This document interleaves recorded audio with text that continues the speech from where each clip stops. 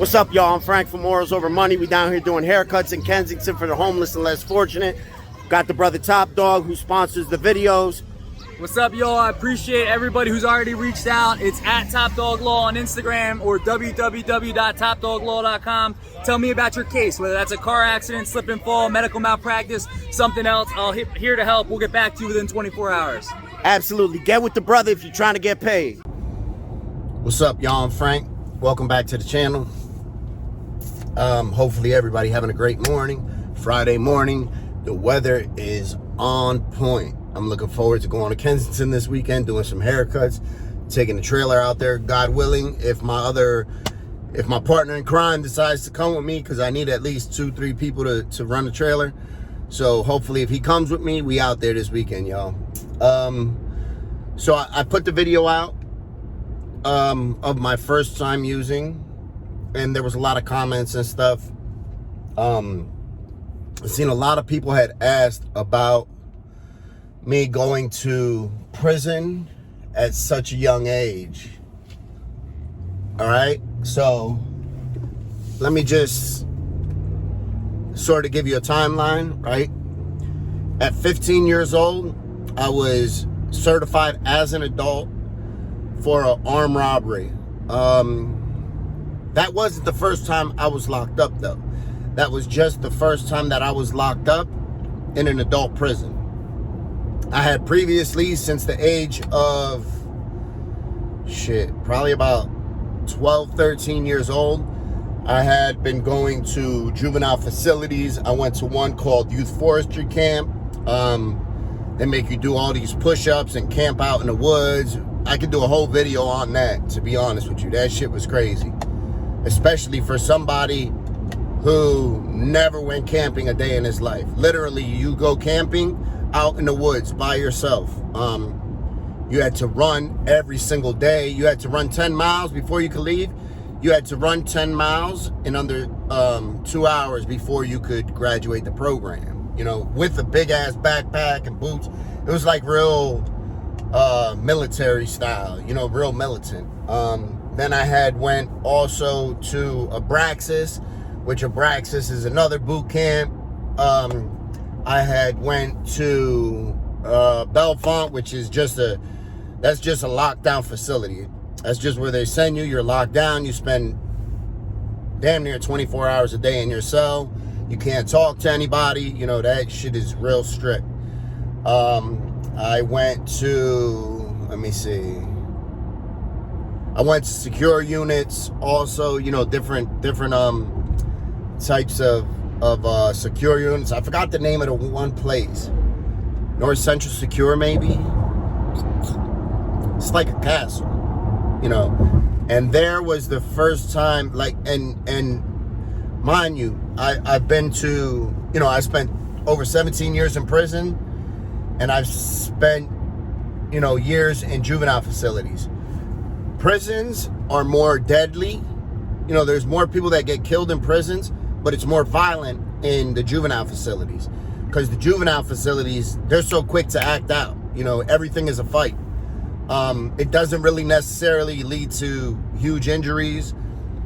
You know, there's stabbing and all that type of stuff in the juvenile facilities. But it's a lot harder to get your hands on weapons. Because, you know, the juveniles, they don't run the places. Like in jails, the inmates run the jails, basically. When I say that, I mean they're working in the kitchen, they're working in the metal fabrication spot, they're working in the gym, you know, so they have access to tools and stuff like that. Where in a juvenile facility, that's not the case. You know, adults do all that stuff, work in the kitchen, you know, work cleaning up the grounds, because they're kids. You know, you're locked up with kids, so you really can't have children doing that type of shit. So like I said, I had been to all that stuff. I had been, you know, before I caught the case that I got certified for, I actually had another aggravated assault that I went on a run to California for. My girlfriend at the time was a Mexican girl that she moved out here from right outside of LA. And her father had lived out here but he just came out here with his new wife. She had family and roots back out here on the East Coast, but all her family was in the West Coast, was in LA and right outside of LA, Oxnard, Thousand Oaks, Simi Valley, all those places. So I caught this aggravated assault, so we ended up shooting out there. You know, at this time my mom was alive. I told her, I was like, yo, I'm out. I'm not getting locked up. And my mom at this time, listen, 15 years old, I was not the average 15-year-old. All right, I had been selling drugs for years. I was accustomed to making my own money. I was accustomed to helping my mom to pay the bills. Because listen, my mom at this time, when I was about that age, she was towards the end of her addiction or just getting clean. A matter of fact, around that time, she was still in her addiction. She was a functional addict, though. She could, you know, hold down a job and pretty much hold down a household. We didn't have no extra money, though. That's what we didn't have. You know, we didn't have no TV on.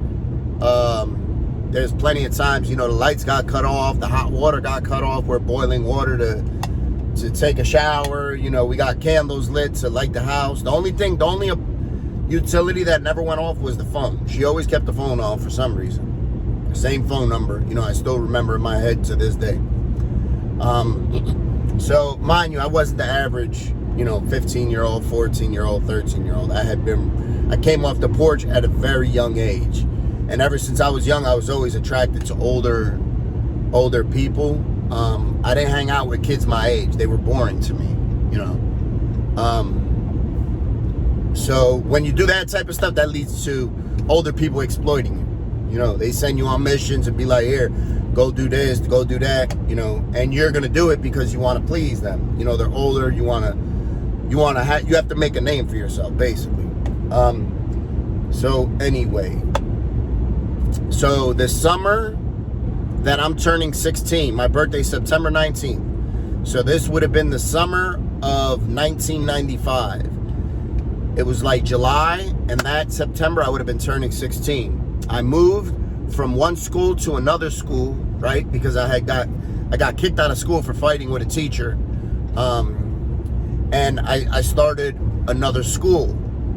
So this school, I knew a lot of people in the school. It was the next, you know, school district over. I'm getting ready. The summer's starting up for school. And my mom can't afford to buy me no school clothes.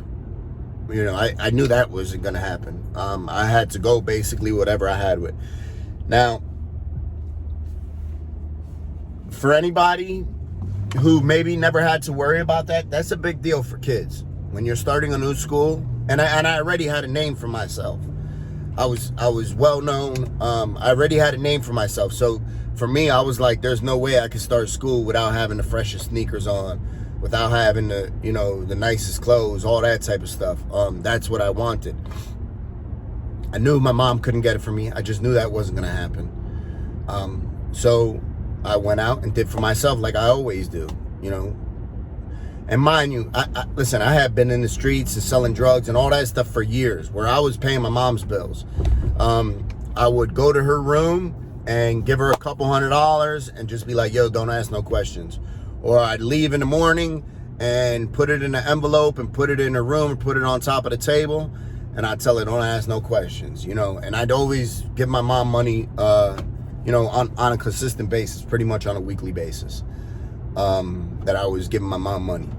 So, you know, I went out one night,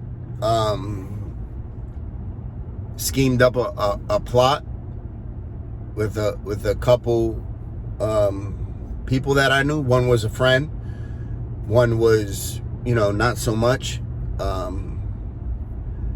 And I had a friend that worked in a store and knew, he put me down with everything. And he told me, he said, look, at the end of the night, when they go deposit this money, there's going to be anywhere from $15,000 to $20,000 in there, you know. So that's what we did. We waited for them to come out at night. The two other people that I went with and did it that night, they got caught on the scene. I got away for a couple weeks.